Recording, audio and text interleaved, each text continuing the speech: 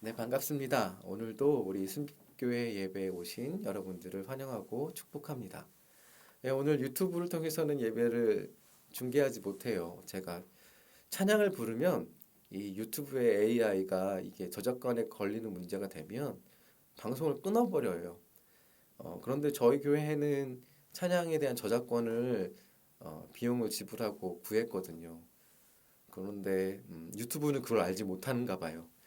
등록하는 방법도 없더라고요. 그래서 해당 업체에 얘기를 해보니 자기들도 별 수 없다고 차라리 유튜브 쓰지 마시라고 이렇게 이야기를 하시더라고요.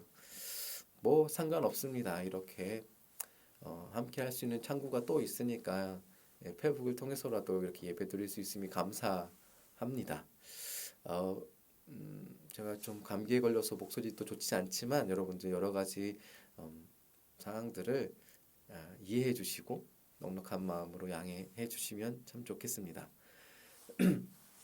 저희들이 이제 기쁨의 50일 계속 보내고 있는데요. 5월 마지막 주는 이제 성령 강림 주일입니다. 이제 얼마 남지 않았어요. 다음 주가 마지막이고 그 다음 주면 이제 성령 강림 주일을 우리가 맞게 됩니다. 우리가 부활의 기쁨을 지금까지 계속 누리고 있는 거거든요. 비록 우리의 삶이 무언가를 기뻐하기에는 좀 팍팍한 것이 사실이긴 하지만 그것을 넘어서는 주님의 부활, 그 기쁨 안에 우리가 있음을 다시 한번 고백합니다. 그래서 저와 여러분들 그 주님께서 부활하신 그 기쁨 안에 살아갈 수 있었으면 좋겠고요.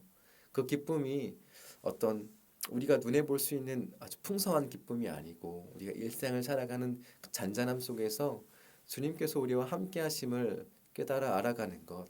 그것이 참된 그 기쁨인 것을 우리 모두가 알았으면 좋겠고 깨달아가는 시간이 되었으면 참 좋겠습니다. 저희가 이제 본문을 들어가기에 앞서서 질문을 하나 해볼게요. 여러분들은 하나님 보고 싶지 않으십니까? 혹시 이런 질문들 혹은 이런 생각들을 해보신 적 있으세요? 하나님 보고 싶다. 이런 생각 안 하시는가? 네. 뭐 저만 그런 생각을 할 수도 있고 또 많은 분들은 아마 생각해 보신 적이 있을 것 같기도 해요. 그런데 이 질문에 여러 가지 생각들이 있을 것 같은데 첫 번째는 보고 싶지만 방법이 없다. 그죠? 구약 이후로 신약에 들어서서 교회 시대가 될 이후로는 우리가 하나님을 직접 대면하는 경우가 기록되어 있지 않죠. 네. 그렇기 때문에 우리가 하나님을 직접 만나는 것에 대한 방법은 없다라고 생각할 수도 있고 두 번째로는 만약 있다 하더라도 두렵다. 내가 지은 죄 때문에 어, 하나님 앞에서 그 구약에 보면은 그 지성소에 들어갔을 때 죄가 있으면 그냥 죽어버리잖아요. 그런 것처럼 내 안에 해결되지 않는 문제가 있기 때문에 하나님 만나면 죽을까 봐 두렵다. 이런 반응이 있을 수 있고 세 번째로는 정말 볼 수 있었으면 좋겠다. 아, 이런 반응이 있을 것 같습니다. 저는 굳이 어, 어, 살아가면서 꼭 뵈야 되나 싶기도 하고요. 오라면 우리 볼 거잖아요. 하나님 만날 거기 때문에 대신 그런 건 있어요. 내가 하나님을 만났을 때 활짝 웃으면서 만났으면 좋겠다. 그런 마음이 있습니다.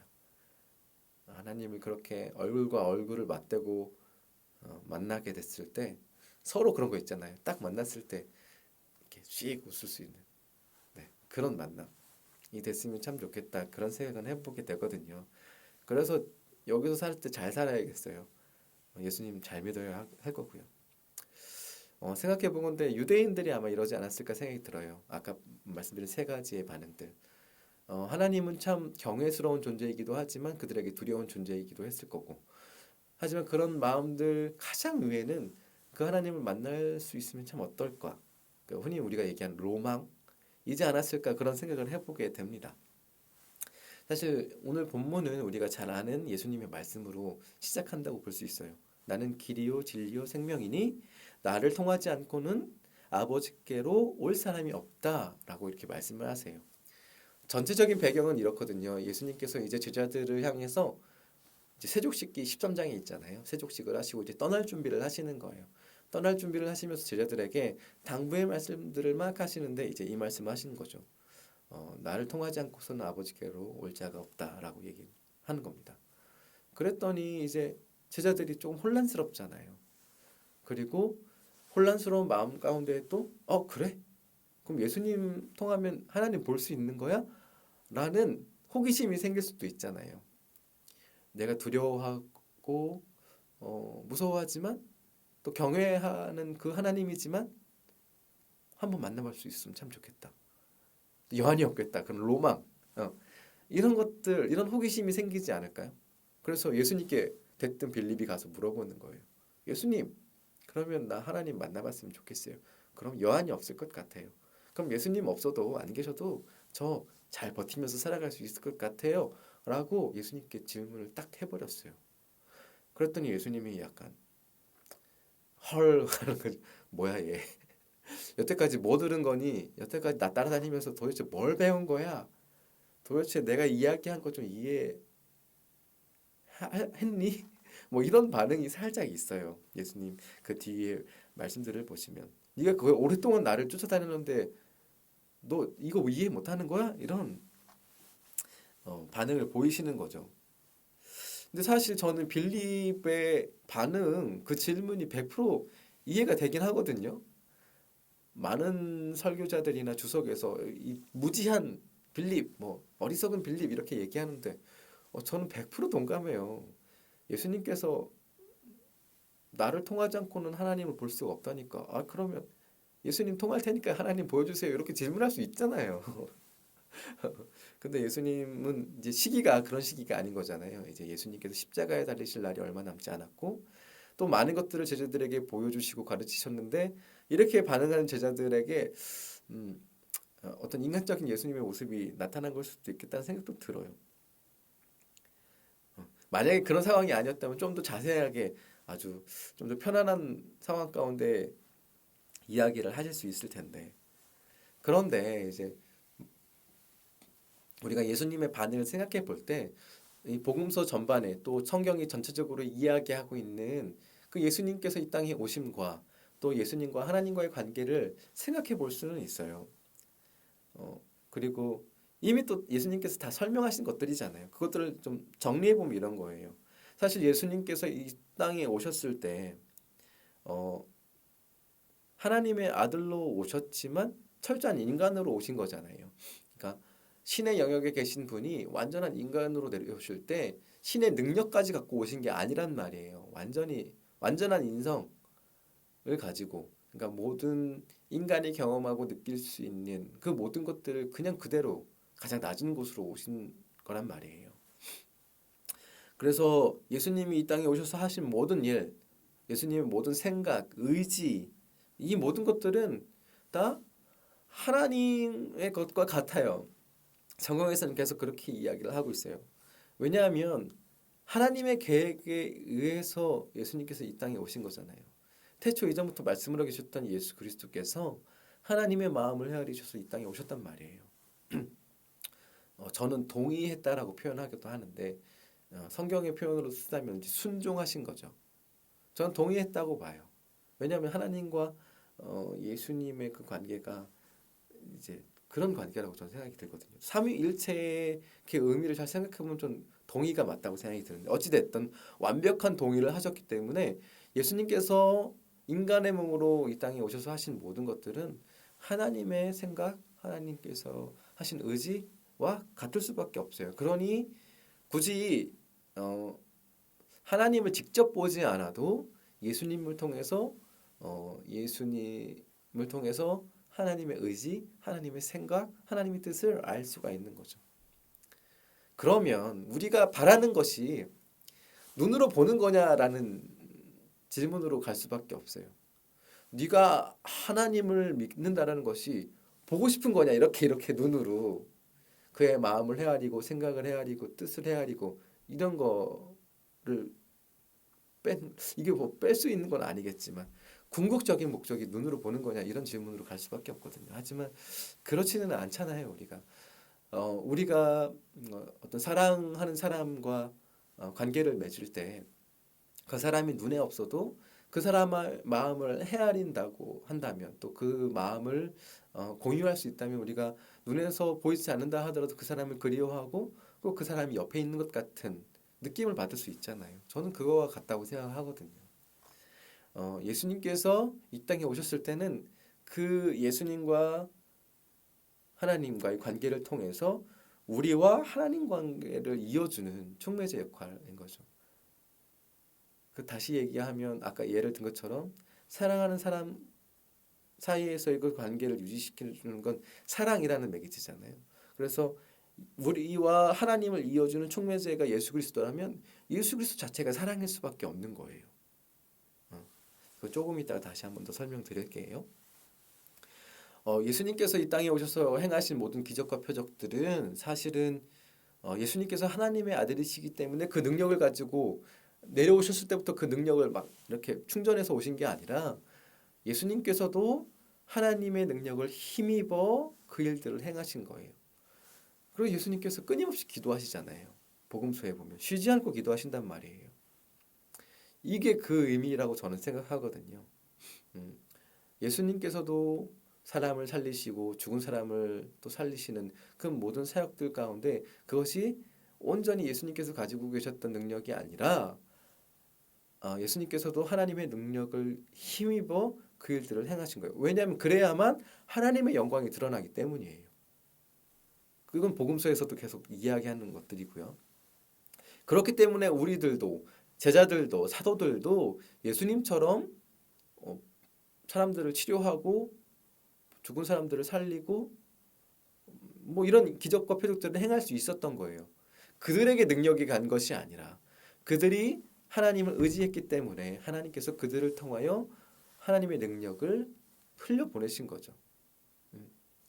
이 얘기를 지금 우리가 살아가는 시대로 가지고 온다면 우리 목회자들 특히 목사들에게 하는 모든 것들은 하나님께서 우리를 통하여 일하시는 것뿐이에요. 그러니 우리는 그냥 유통 뭐 이 표현을 쓰면 그렇겠지만 그 어떤 교수님이 자주 쓰는 표현이시긴 한데 그냥 우리 유통업자인 거예요. 그냥 하나님이 일하시는 것들을 우리를 통해 흘려보내는 그냥 유통업자. 그러니 목회자가 영광을 받을 이유가 하나도 없는 거예요. 목사들이 어떤 권위를 가지고 이건 내 능력이다 말할 수 있는 게 하나도 없는 거예요. 교만한 거죠. 무너질 수밖에 없을 거예요. 우리는 온전히 말씀을 전하는 것도 마찬가지고요. 말씀을 통해서 누군가를 위로하는 것도 마찬가지고요. 목사들이 하는 것이 아니라 목회자들이 하는 것이 아니라 하나님께서 목사들을 통해서 그 일들을 이루시는 거예요. 그러니 그 일들에 대한 평가나 찬사는 목회자들이 받는 것이 아니라 하나님께서 모든 영광을 받으셔야 하는 겁니다. 모든 영광은 하나님께로 가는 거예요. 네. 이게 예수님께서 이 땅에 오셔서 하나님과 우리 사이에서 하신 일들을 제가 좀 정리해 본 거예요. 이제 제자들이 예수님께서 자리를 비우시겠다는 얘기를 들으면 이제 혼란스러워 할 거잖아요. 그럼 우리는 어떻게 하라고? 우리 예수님만 믿고 따라가는데 비우시면 어떡하냐고 이렇게 걱정이 될 수도 있어요. 그때 우리가 읽지는 않았지만 13절 14절에서 예수님께서 이렇게 얘기해요. 구하라고 그러면 내가 무엇이든지 들어주겠다고. 이거는 결국 기도하라라는 이야기이거든요. 기도하면 무엇이든지 들어주겠다. 근데 여기서 무엇이든지라는 말이 중요한데요. 무엇이든지를 위해서 기도할 때 전제되어지는 게 있어요. 그게 15절이라고 저는 보고 있는 거예요. 15절에 어떻게 이야기하냐면요. 너희가 나를 사랑하면 내 계명을 지켜라. 이게 이제 전제되는 거죠. 이걸 지키고 기도하면 무엇이든지 들어주시는 거예요. 그렇죠? 너희가 나를 사랑하면 내 계명을 지켜. 이게 중요한 거예요. 이게 깔려 있은 후에 우리가 기도할 때 예수님께서 우리를 들어주시는 거예요. 이 15절의 말씀은 우리가 읽은 마지막 절 22절과 연결되거든요. 21절에 이렇게 얘기합니다. 내 계명을 가지고 그것을 지키는 사람이 나를 사랑하는 사람이다. 그리고 나를 사랑하는 사람이 내 아버지께 사랑을 받고 나도 그를 사랑하여 그에게 나를 나타낼 것이다. 그렇죠? 우리가 예수 그리스도를 사랑해야 하나님께 사랑을 받을 수 있는 거잖아요.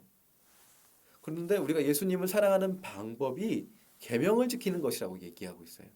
다시 한번 우리가 예수 그리스도를 사랑해야 하나님께로부터 사랑을 받을 수 있는데 우리가 예수 그리스도를 사랑하는 방법은 그의 계명을 지키는 거다라고 얘기를 한단 말이에요.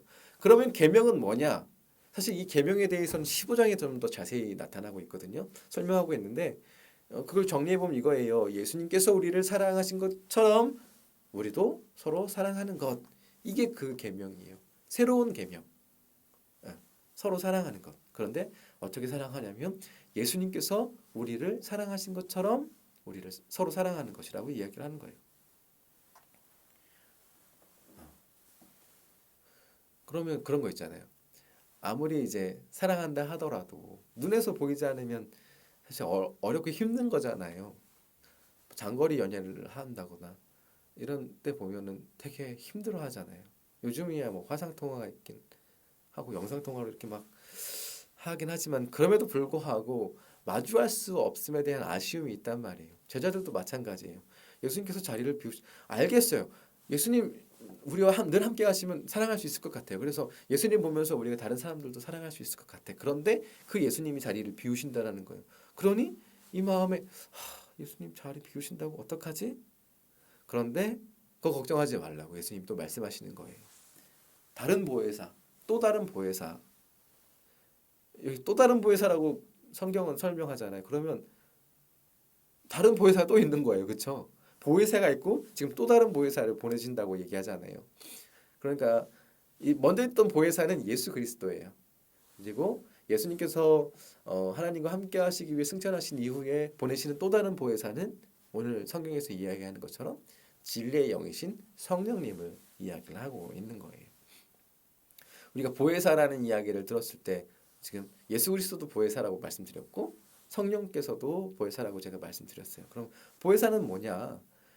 복음서에서 이야기하는 보혜사의 여러 가지 의미들이 있는데 뭐 중재자, 뭐 중보자, 대변인, 뭐 위로하는 사람, 또 격려자, 권면하는 사람, 뭐 이렇게 여러 가지 의미들을 다 담고 있어요. 그 단어 안에 모든 게 다 포함되어 있다고 저는 생각합니다. 가장 중요한 건 하나님께서 예수 그리스도의 이름으로 보내시는 이게 성령인 거예요. 연결되어 있는 거예요. 하나인 거예요.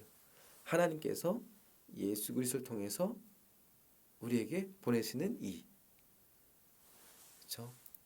성령님이 단독자로 이렇게 우리와 계시는 게 아니라 하나님, 예수 그리스도, 성령 다 함께 우리와 일하시고 계시는 거예요. 단순히 성령님만 계시는 게 아니라. 그래서 요한복음에서 설명하는 보혜사의 의미들이 있거든요. 제가 그걸 좀 정리해 봤어요. 이렇습니다. 요한복음에서 얘기하는 보혜사, 성령의 역할은 이런 거거든요. 예수님이 그러셨던 것처럼 서로 사랑한다면 우리는 성령을 알아챌 수 있는 거예요. 인지할 수 있게 되는 거예요. 그리고 성령은 우리 안에서 예수 그리스도에 관한 것들을 계속 가르치신다는 거예요. 또 이 성령께서는 예수를 위해서 증언하시고 스스로 다른 이야기는 하지 않으시는 거예요. 오직 예수 그리스도에 대한 이야기를 하신다라는 거예요. 이게 요한복음에 나오는 보혜사 성령의 역할인 거예요. 그래서 제가 생각해 봤어요. 그러면 성령께서는 도대체 어떤 일들을 하실까? 그런 거예요. 우리 마음속에 그런 것 있잖아요. 예수님 눈에 보이지 않지만 이렇게 영상 통화하듯이 우리 마음속에 계속 예수님 보여주시는 거예요. 계속 성령님께서 잊지 말라고. 마치 그 프로젝터 통해서 영화 보여주듯이 계속 예수님 보여주는 거예요. 잊지 말라고. 그리고 우리가 있는 것 같으면 성령께서 말할 수 없는 탄식으로 우리를 위해서 간구하시는 거죠. 이게 좀 어떻게 해달라고. 그게 성령님의 역할이라고 이야기를 하고 있어요. 그래서 결국은 성령님의 역할은 예수 그리스도와 다르지 않아요. 저는 같다라고 볼 수 있거든요. 결국 예수 그리스도께서 우리와 하나님을 이어주는 역할을 하셨다면 성령께서는 우리와 예수 그리스도를 연결시키는 역할들을 하고 계시는 거죠. 우리로 하여금 예수 그리스도를 더욱 사랑할 수 있도록 도와주는 촉매 역할을 하시는 게 성령님이다라고 저는 좀 쉽게 정의 내리고 싶어요. 사실 제가 이렇게 설명드리는 게 전부는 아닐 거예요. 제가 깨닫지 못하는 성령의 일들이 있으실 거고 또 성령님께서 정말 개인 개인에게 찾아가셔서 하시는 일들, 또 놀라운 일들 너무 많을 거거든요. 하지만 제가 다 알지 못하기 때문에 지금 이렇게 쉽게 설명드릴 수밖에 없어요. 저나 여러분들이나 우리가 신앙생활을 하면서 그 성령님과 함께 어떤 일을 하시는지 경험해야 해요. 어, 그게 제일 중요하거든요. 그리고 모두가 성령을 인지할 수 있는 것은 아니라고. 그러니까 모두가 성령님이 계시다는 것을 알 수 있는 건 아니라고 오늘 본문에서는 이야기를 하고 있어요. 못 보는 사람들이 있어요. 못 듣는 사람들이 있단 말이에요.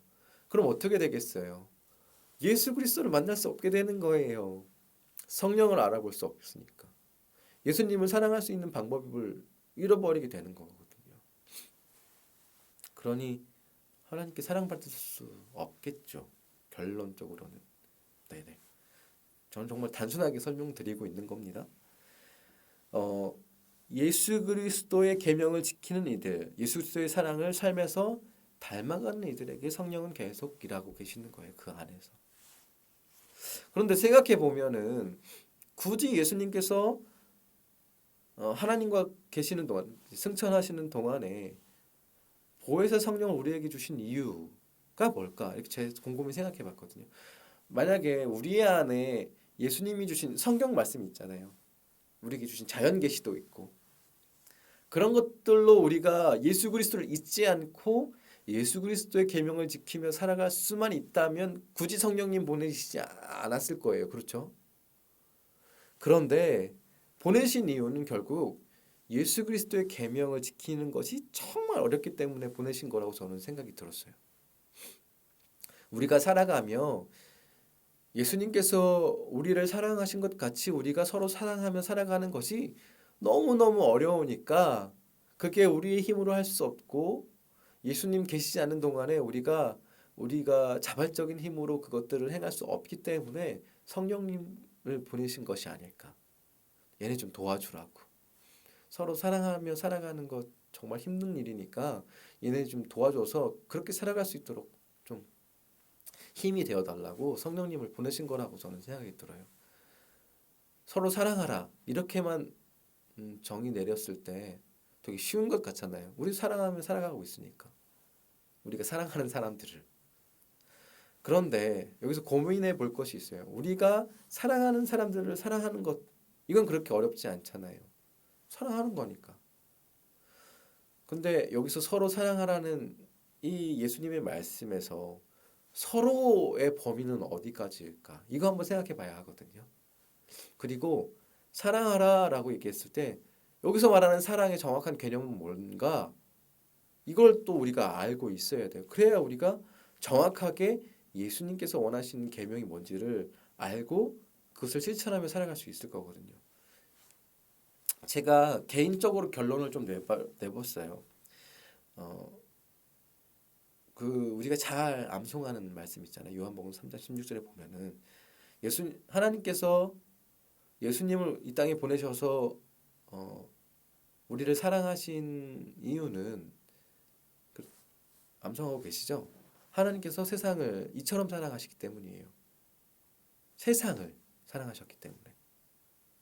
그러니까 서로라는 이 개념은 세상인 거예요. 우리는 생각해 볼 때 사람이라고 생각하잖아요. 서로니까 상대방이 있고 내가 있고 사랑을 나누는 것. 이렇게 생각했을 때 우리는 사람에 한정 지을 수 있는데 하나님께서는 세상을 사랑하셨잖아요. 세상을.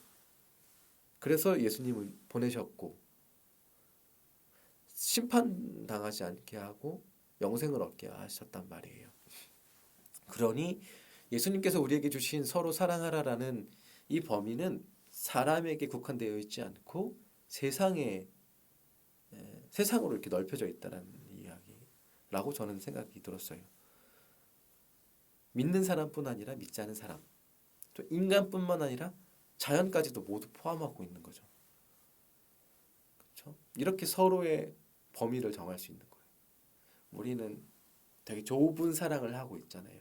우리가 할 수 있는 쉬운 사랑, 내가 사랑하는 사람들, 알고 있는 사람들, 편하게 대하는 사람들, 또 이것도 사람이라는 인간이라는 국한된 한정된 범위 안에서 우리가 서로 사랑하고 있어요. 그런데 이 사람 안에서도 인간이라는 범주 안에서도 우리는 이렇게 치우쳐서 우리가 사랑하는 사람들만 사랑하고 있어요. 내가 원치 않는 사람들, 나랑 맞지 않는 사람들, 나를 핍박하는 사람들, 이런 사람들하고는 사랑하지 않아요. 그렇죠? 또 자연하고도 그렇게 사랑하고 있지 않죠. 우리는 하나님께서 우리에게 베푸신 자연을 이렇게 침략하고 인간을 위해서 존재한다라고 생각하기 때문에 인간의 탐욕으로 인해서 개발하고 파괴한단 말이에요. 서로 사랑하지 않아요. 언젠가 제가 말씀드렸지만 어쩔 수 없는 인간의 절제된 상황, 그죠? 지금 코로나 때문에 온 세계가 이렇게 딱 멈춰서 있잖아요. 그러니 자연이 회복되는 일들이 생기게 되는 거예요. 인간의 욕심이 멈추니까 막 동물들이 도시로 이렇게 막 올라오기도 하고 도로를 막 점령하기도 하고 이런 일들이 벌어져요. 아주 새카맣게 오염되어 있던 대기가 아주 맑아지는 일들이 절대 불가능할 것 같다는 이야기가 있었거든요. 중국 하늘이 맑아질 거는 이제 다시는 생각할 수 없다. 인도 뭐 그런 사진 보신 적 있으십니까? 스모그가 다 사라지고 맑은 하늘을 보고 절대 불가능할 거라고 얘기했던 일들이 지금 벌어지고 있단 말이에요. 인간의 욕심이 멈춰서니까. 여기서 우리는 고민해 봐야 돼요. 그러면 회복되고 있는 자연을 우리가 어떻게 서로 사랑하며 살아갈 수 있을까? 그럼 이제 사랑에 대해서 우리가 생각해 봐야 되잖아요. 그러면 사랑한다라는 개념은 뭘까? 결국 우리가 쉽게 정리한다면 예수님께서 십자가에서 보여주신 사랑이지 않을까? 예수님께서 이 땅에 오셨던 것은 섬기기 위함이라고 복음서에서는 이야기하고 있잖아요. 그러니 결국 예수님의 사랑은 섬기는 사랑일 수밖에 없어요. 하나님을 순종하면서 또 인간을 향하여서는 희생하는, 섬기는 그런 사랑. 근데 우리는 섬기는 사랑을 잘하지 않잖아요. 보통 받으려고 하는 사랑을 하기도 하죠.